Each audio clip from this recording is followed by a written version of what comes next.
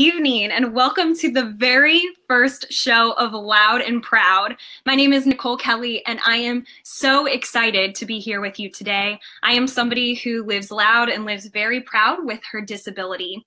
I recently have started a journey of using a prosthetic. I was born a congenital amputee, so I was born with my arm grown just below my elbow. And after living 26 years, I, for the first time, am trying out a revolutionary product. And that product inside here actually can read my mind. And it is my muscles, it is reading to actually open and close my cool bionic hand.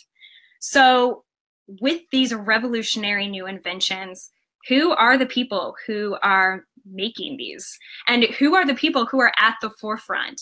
I am so excited today for the very first broadcast to bring you my friend Blair, who is the man in charge of all of the complete control here that I have. So please, everyone, welcome to the show, Blair. Hello, Blair, welcome. Hi, Nicole, how you doing? I'm doing so well. Thank you so much for joining us on my show tonight. No problem. So can you, before we jump into actually what CoApt Complete Control is and why it is so groundbreaking, can you tell us a little bit about the history of prosthetics and what it looked like to be a person living with a hand difference? Sure.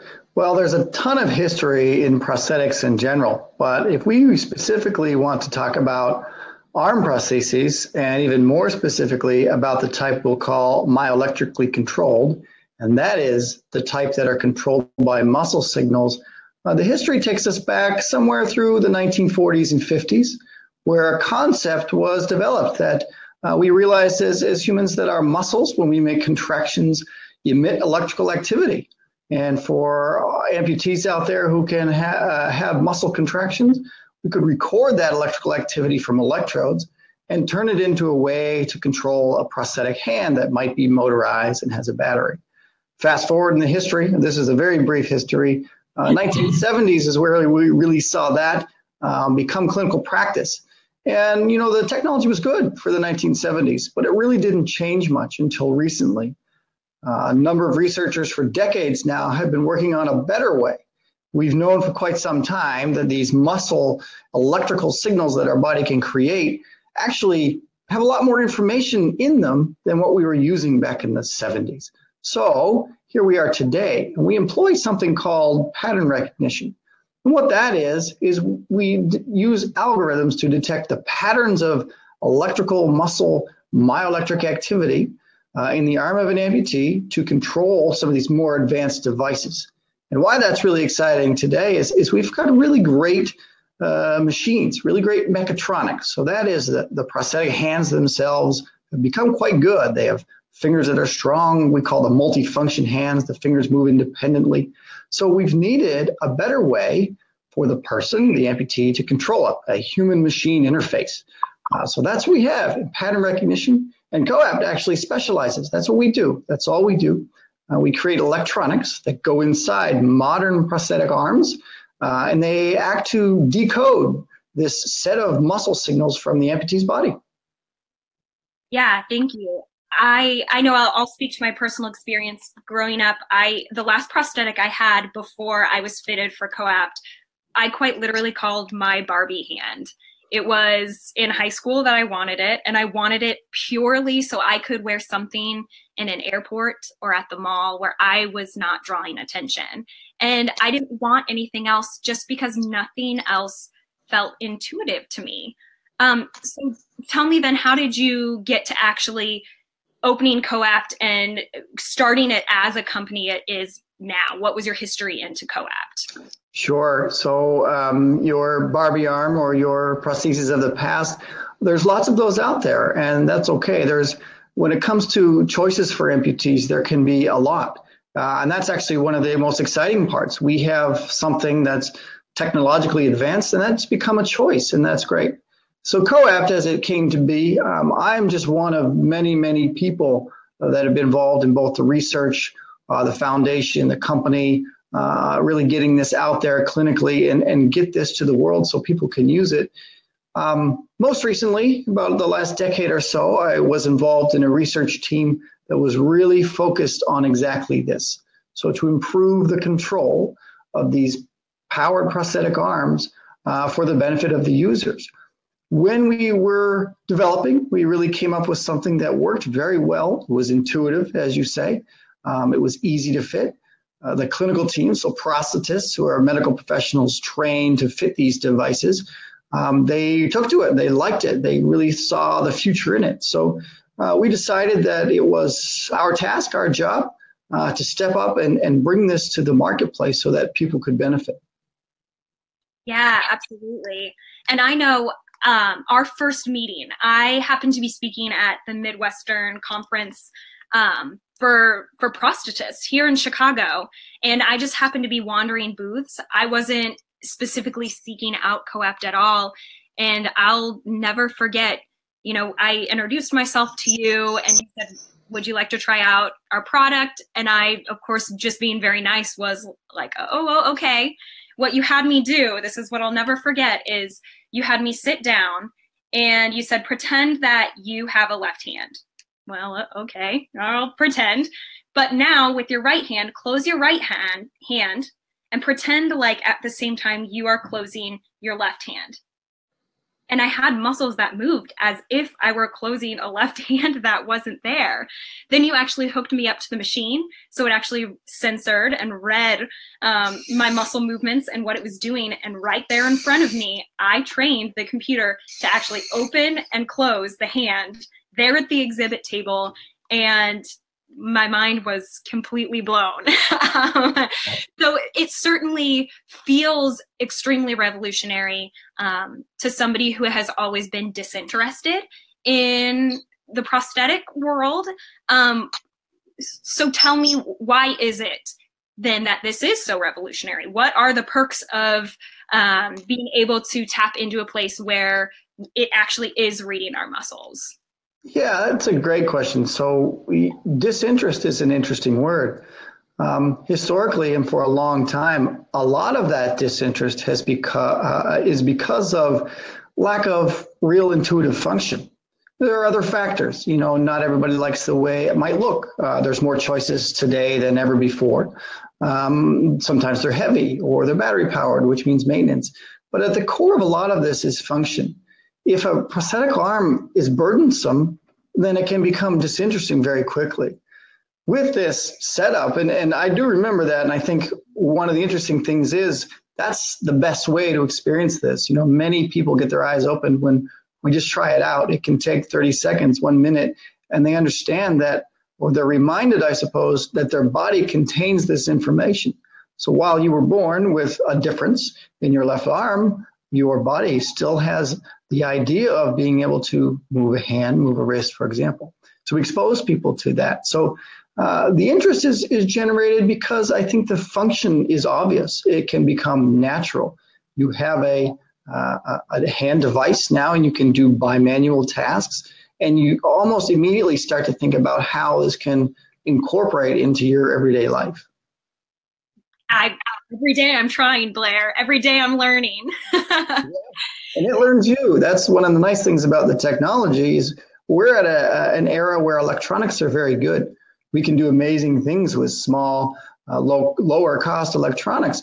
And as you learn to use that prosthetic a little bit better, it learns you as well. It gets used to your signals and the way you want to do it. So every day you can learn new tricks. It becomes a little more intuitive. That day you met Jody, and Jody is wonderful. She's another one of CoApt users who's got some experience. And now Jody is a rock star by all intents and purposes and wears it in all aspects of her life. Yes, Jody is amazing. And her passion for the product also, it's nothing, there's no fake there. She loves the product and she loves it because it works. But also what she always said to me when I started is she was like, I am stubborn and I will put it on in the morning and I will wear it all day and I will work through the things I don't know how to do until I know how to do them. That's true. So I have loved being around her. So I'm wondering then, what does the future look like? What is next for CoApt? What is next for prosthetics? What's next for legs? What can we look forward to in the future? A lot of good stuff. There's some things that we're reasonably confident will happen and we're starting to see happen. And there's a lot of other unknowns. I think one of the really exciting things is some of the exposure and the appeal of what's capable today in today's prosthetic devices really appeals to developers. We're seeing a new generation of scientists, engineers, researchers, artists all across the spectrum really be interested to be involved in the development of new prosthetic technology. And that's great. I just think that means we don't know what will happen. Some things that are already starting to happen are a number of technologies that I'll call complementary. So where CoApt provides an intuitive control system, other developers have come up with better ways to attach the prosthesis to the body to make it less burdensome to wear throughout the day. Materials make it lighter, battery improvements make it less burdensome to charge and use. There are even things like sensors that can become implanted under the skin, and that will just improve the control of the prosthesis that much more. And as you mentioned, other amputation levels. So the obvious one comes to legs. There are stats that say somewhat for every one arm amputee, there are approximately 10 leg amputees. So there's a different set of numbers. They have great technology as well. Knee joints, ankle joints that have microcomputers in them. They do great things. And these can all benefit from an enhanced, more intuitive level of control. So just across the board, really exciting stuff is happening in prosthetics. Amazing. I'm so excited to be a part of it. I would love now to kind of answer the weirdly simple questions with you. I know that what neither of us expected was I kind of posted a video of me trying to open a cup of juice. This cup of juice I then dropped all over my cat. I had to bathe her that night. It literally was all over her. And the video is just my reaction of, oh my gosh, I really messed that up. I'm trying to learn this hand and that wasn't it. I didn't get it that time. So I posted kind of a confession of, hey guys, I'm trying to learn this, but I've lived 27 years without it and I'm trying to learn it. And the internet really took to that video. So from that, I have received an abundance of questions, which I would like to answer some of those now, but also would love your help in answering some of them now as well. So starting with how does this actually go on? There actually a socket here that is made. So my arm actually, let's see if you can see, I'm gonna switch over here 1 second.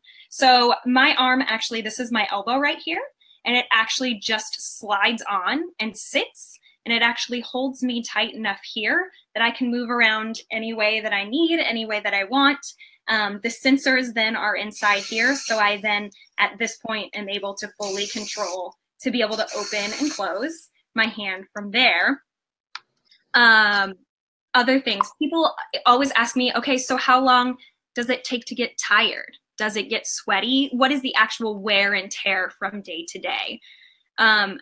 Personal experience living into this and kind of working into this is my muscles are still growing. So I personally will wear it for hours at a time, take it off, take a bit of a break, put it on again, wear it for hours at a time, kind of step and repeat of that system. And I know that many people get to the point where they wear it all day. What have you found with people who have worn it longer than I have? Yeah, really, there's no one answer to that. And everybody uses their prosthesis a little bit differently. And some people choose to use it, intermittently as the tool that it is when they need it. Other people find they get uncomfortable quicker. These things can be heavy for some people and not so much for others.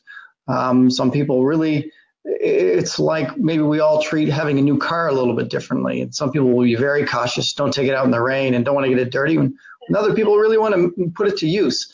And our prosthetic devices are about the same. So there's a great spectrum. We see people that do wear it all day long. If they're out of bed, they're wearing their prosthetic arm, and other people as needed. So that's a great question that really is a good one for any amputee. They would have a different tale for you. Yeah, fair enough. Absolutely.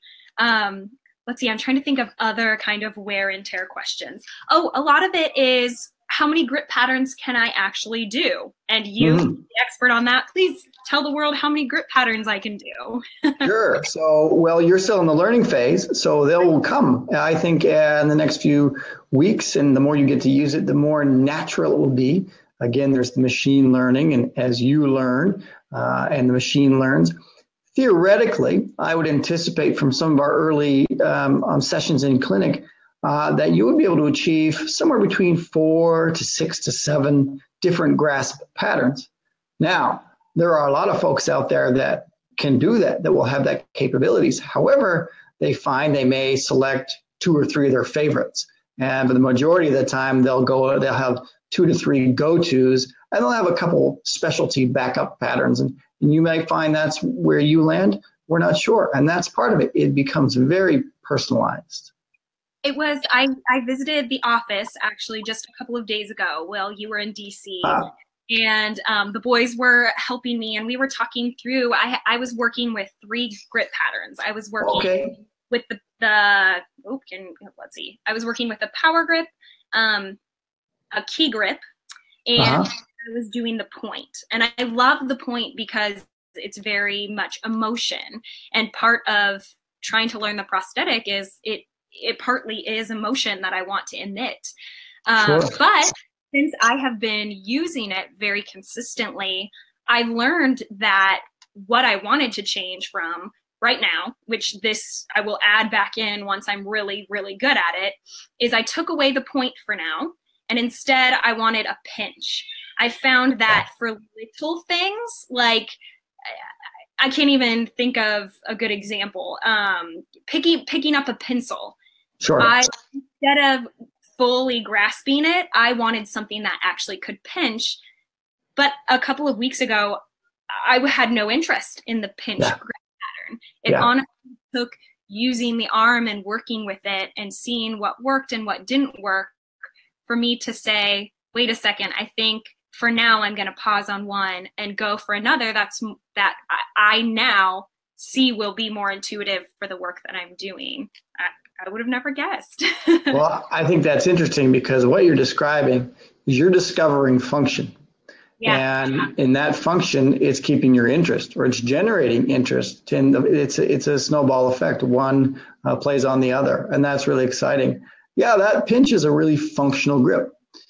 Many people, maybe Nicole, you could describe your own feeling of this, but I know that really an amputee with a prosthetic device, they can't feel with that system. And that is something that researchers and developers work on. But that means that you need to see what it is you're picking up or manipulating. And some of those grasp patterns, if they're very, all the fingers are getting in the way of seeing something, it can be easier in a pinch because you can see what you're manipulating. And I don't know what your experience is with that. It's interesting. I do feel it, but I feel it in a different way because what I feel is the pressure against my arm. So depending on how heavy something is, will depend on the weight that I feel against my elbow. So I kind of weirdly do feel it, not of course with my digits, but certainly I am still in a phase where I need to be able to see what I'm doing as I'm trying to learn. What I'm doing, but I weirdly do kind of feel it, not in the way that you are specifically talking about, but still I'm feeling it in my muscles here, weight-wise, what it is, along with the mass of what it is. Does that make sense? That's really neat. Yeah. There's some scientists out there that would really correct me if I made a guess as to why that is, but we've certainly heard a lot of things like that. And really, maybe it doesn't matter what the mechanism of that is, but the important thing is that's a way for you to become more connected with the device. If you're feeling what you're functioning, then that's something we are happy about offering. Traditionally, other prosthetic devices and control systems don't really offer that so much. Sure, absolutely. Well, yet again, I was very disinterested for a very long time. So this certainly has changed my world. I want to give you a huge thank you for taking time out of your night and away from your son to join us and be with us. No problem. My pleasure. Yeah, absolutely. I at this time, before I let you go, want to have both of us give a thank you and a hello to David Rotter. David Rotter is the literal prosthetist who put together my arm, who I went to and did the actual construction.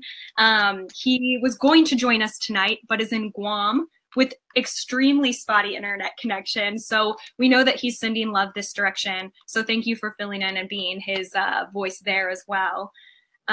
Yes, yet again, thank you so much for sharing with us. And I'm sure I'll see you in the next couple of days because I come hang out at CoApt more than I should. Well, that's good. We'll get you set up with some more grips. Perfect. Yet again, thank you, Blair. And if you are wanting more information, there you can see the website actually to check out more about what is going on. Thank you so much, Blair. Yes. So with that being said, thank you so much for joining us tonight. I hope that answered questions that I have certainly been getting from people over and over and over again. I hope it was insightful. I hope it was a little bit helpful. I am so excited to continue on with the show. I have shows literally planned out to the end of the year, and it is everything from the basics of ADA law to what does it mean to be a person living with a disability and trying to act, trying to be on stage or trying to be on screen.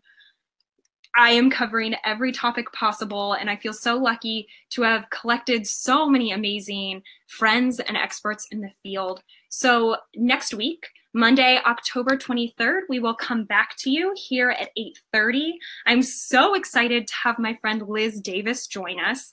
And Liz is going to talk us through actually web accessibility and what that looks like now and what that can look like in the future. Thank you so much for spending time with us tonight. I will see you next week. And yet again, thank you to Public House Media for allowing us to be with you tonight. Bye, guys.